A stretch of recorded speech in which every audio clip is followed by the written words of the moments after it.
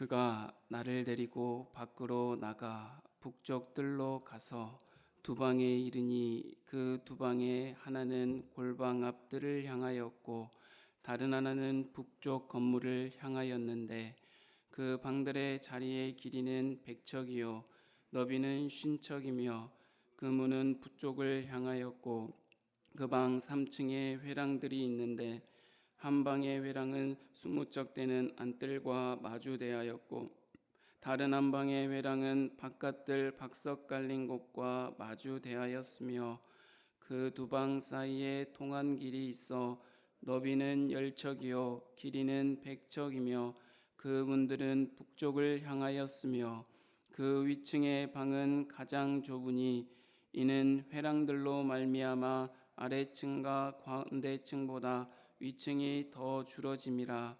그 방은 3층인데도 뜰에 기둥 같은 기둥이 없으므로 그 위층이 아래층과 가운데층보다 더욱 좁아짐이더라. 그 한 방의 바깥담 곧 뜰의 담과 마주대한 담의 길이는 50척이니 바깥뜰로 향한 방의 길이는 50척이며 성전 앞을 향한 방은 100척이며 이 방들 아래에 동쪽에서 들어가는 통행구가 있으니 곧 바깥뜰에서 들어가는 통행구더라. 남쪽 골방 뜰 맞은 쪽과 남쪽 건물 맞은 쪽에도 방 둘이 있는데 그 두 방 사이에 길이 있고 그 방들의 모양은 북쪽 방 같고 그 길이와 너비도 같으며 그 출입구와 문도 그와 같으며 이 남쪽 방에 출입하는 문이 있는데 담 동쪽 길 어귀에 있더라. 그가 내게 이르되 좌우 골방 뜰 앞 곧 북쪽과 남쪽에 있는 방들은 거룩한 방이라. 여호와를 가까이 하는 제사장들이 지성물을 거기에서 먹을 것이며 지성물 곧 소제와 속죄제와 속건제의 제물을 거기 둘 것이니 이는 거룩한 곳이라. 제사장의 의복은 거룩함으로 제사장이 성소에 들어갔다가 나올 때에 바로 바깥들로 가지 못하고 수종드는 그 의복을 그 방에 두고 다른 옷을 입고 백성의 뜰로 나갈 것이니라 하더라. 그가 안에 있는 성전 측량하기를 마친 후에 나를 데리고 동쪽을 향한 문의 길로 나가서 사방담을 측량하는데 그가 측량하는 장대 곧 그 장대로 동쪽을 측량하니 500척이요 그 장대로 북쪽을 측량하니 500척이요 그 장대로 남쪽을 측량하니 500척이요 서쪽으로 돌이켜 그 장대로 측량하니 500척이라.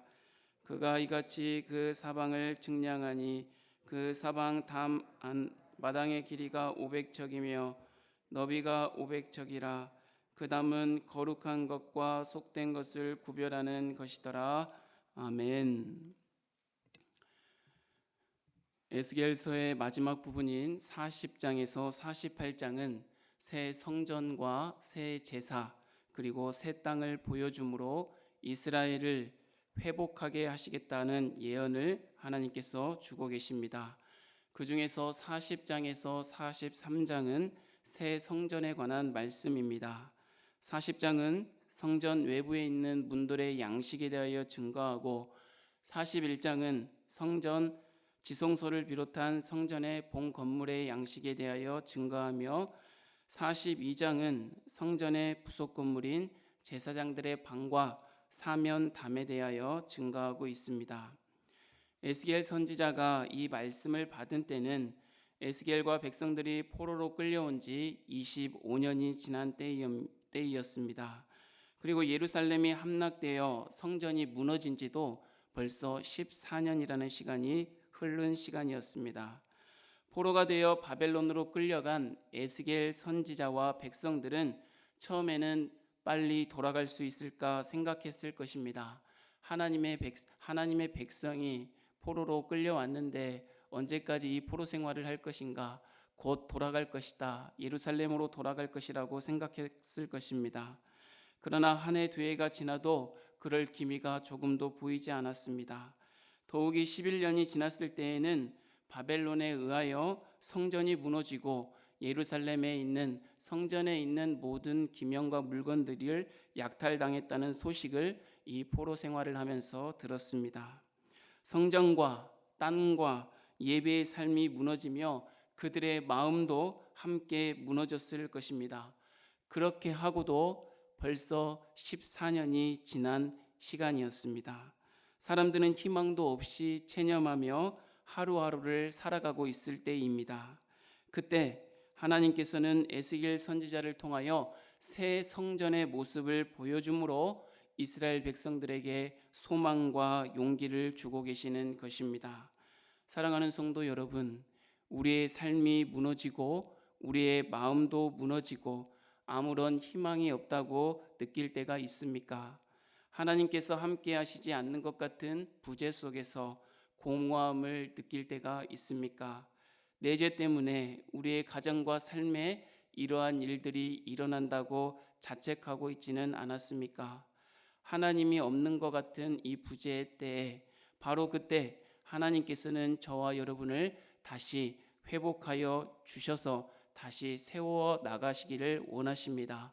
하나님의 부재의 인식은 하나님의 함께하심, 곧 하나님의 임재의 시작임을 기억하고 오늘 하루를 주님과 동행할 수 있기를 주님의 이름으로 축복합니다.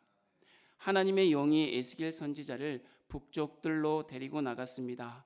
그곳에서는 제사장들의 방이 있었는데 2개로 되어 있었습니다. 그 크기는 지성소와 성소가 있는 그 크기와 맞먹을 정도로 아주 큰 규모였습니다. 이러한 제사장의 방이 북쪽과 남쪽 2곳에 있었습니다. 성전을 중앙에 두고 제사장들의 방이 날개처럼 북쪽과 남쪽에 이렇게 펼쳐져 있었다는 것입니다. 이스라엘은 동쪽 문을 통하여 출입을 하였습니다. 그러면 동쪽 문에서 들어오면 거기에 제단이 있었습니다. 제단을 지나서 가면 성소가 있었고 그 성소에 지성소가 있었으며 그 지성소, 성소 바로 북쪽과 남쪽에 제사장들의 방이 이렇게 둘러싸고 있었습니다. 하나님께서 이 제사장들의 방을 보여주시는 것은 무슨 의미가 있겠습니까? 이 성소, 지성소 이 안에만 하나님의 임재하셨다는 이 성전 안에만 중요한 것이 아니라 이 밖도 함께 중요하다는 것을 우리가 생각해 볼 필요가 있습니다. 하나님께서 에스겔 선지자에게 북쪽과 남쪽에 제사장들의 방을 보여주시고 제사장의 방에 관하여 이렇게 설명해 주십니다. 13절 다 함께 한번 읽어보면 좋겠습니다. 13절입니다. 시작.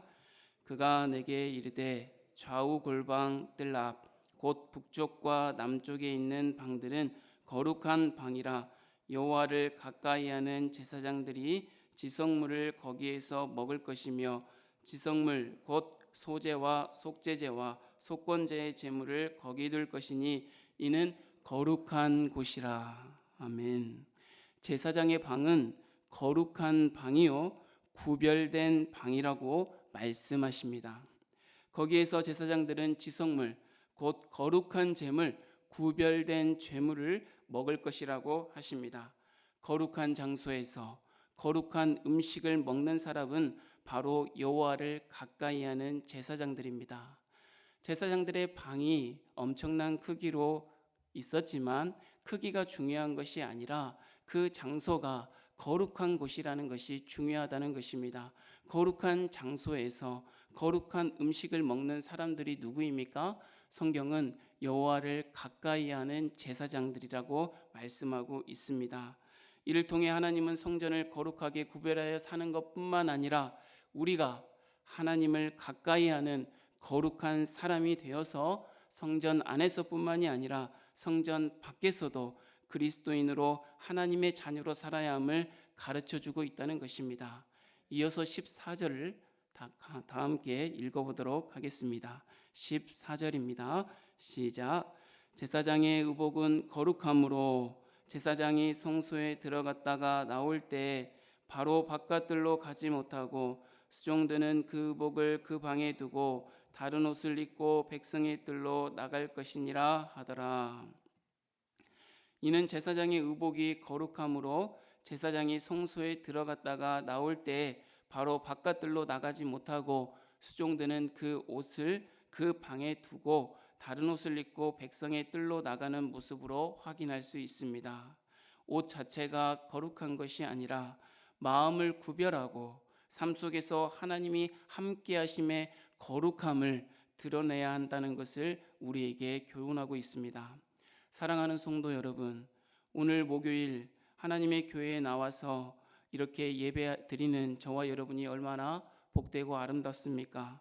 그러나 우리가 이 예배당 안에서만 거룩하지 말고 우리의 모든 삶 속에서 주님의 거룩함으로 살아갈 수 있기를 축복합니다.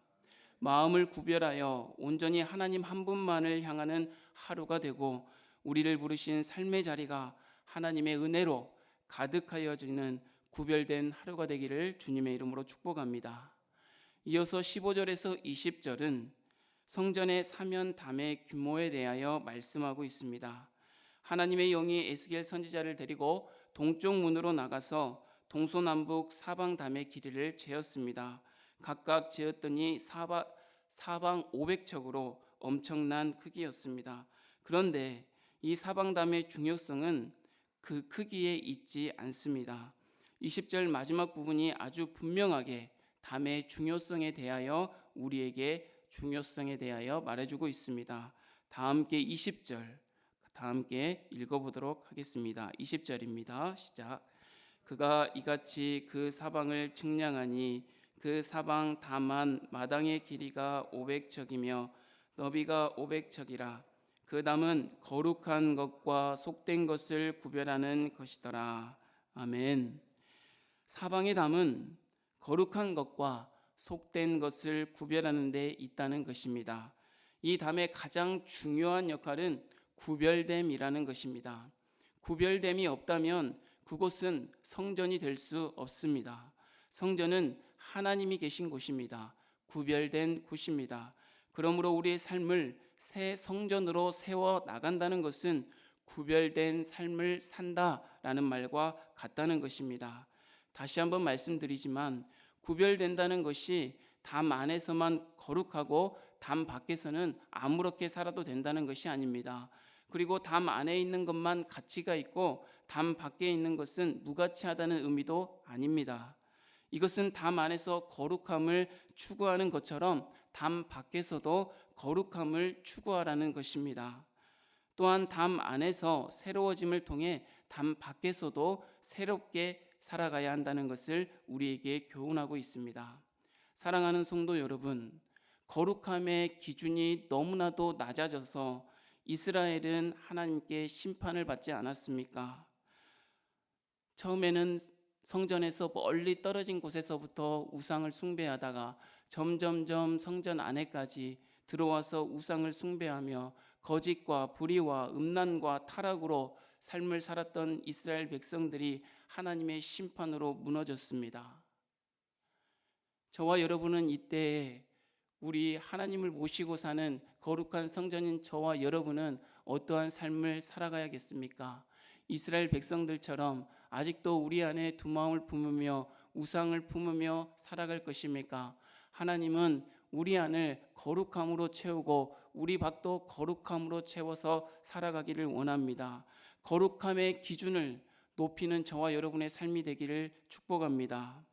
이것은 물론 교회의 문턱을 높이자는 뜻이 아닙니다. 문턱을 높이자는 뜻이 아니라 거룩함을 높이자는 뜻입니다.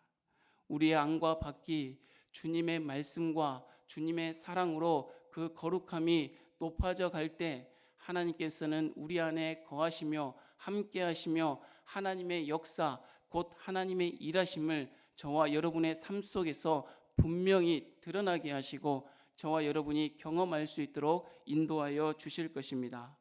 사랑하는 성도 여러분, 오늘 본문 40장부터 이어져 오는 새 성전에 관한 이야기를 우리는 주목하여 보아야 될 필요가 있습니다. 왜냐하면 이 에스겔에게 보여준 에스겔 성전은 지어진 적이 없으며 앞으로도 지어질 것이 아니기 때문입니다. 이스라엘 성전은 솔로몬 성전, 수르바벨 성전, 헤롯 성전만 지어져 있지 그 이외에 지어진 성전이 없습니다. 그럼 이 성전, 새 성전을 에스겔에게 통하여서 우리에게 보여준 이유는 무엇이겠습니까? 건물로서의 성전이 아니라 하나님의 임재 장소로서의 성전을 우리에게 말씀해 주고 계시는 것입니다.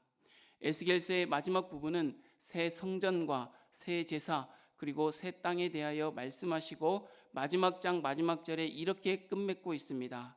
그 성읍의 이름을 여호와 삼마라 하리라. 여호와의 삼마의 뜻이 무엇입니까? 여호와께서 거기 계시다라는 뜻입니다. 여호와께서 계시는 곳이 어디입니까? 거룩함으로 우리 안과 밖을 살아가는 그 한 사람 한 사람, 성전된 그 성도 한 영혼 안에 하나님께서, 여호와께서 거기 거하신다고 말씀해 주고 계십니다. 그렇다면 저와 여러분은 무엇을 바라보며 무엇을 추구하며 살아가야 될 것입니까? 하나님의 말씀을 바라보며 날마다 우리의 안과 밖을 거룩함으로 새롭게 나아갈 때 하나님께서는 거기에 계신다는 것입니다. 하나님이 어디에 계시는 것이 아니라 이곳 저곳에 계시는 것이 아니라 하나님을 마음에 품고 믿음으로 그 은혜로 살아가는 거룩한 성도, 여호와를 가까이 하는 거룩한 성도, 그 마음속에 오늘도 여호와 삼마, 여호와께서 거기 계셔서 저와 여러분과 동행하여 주실 것입니다.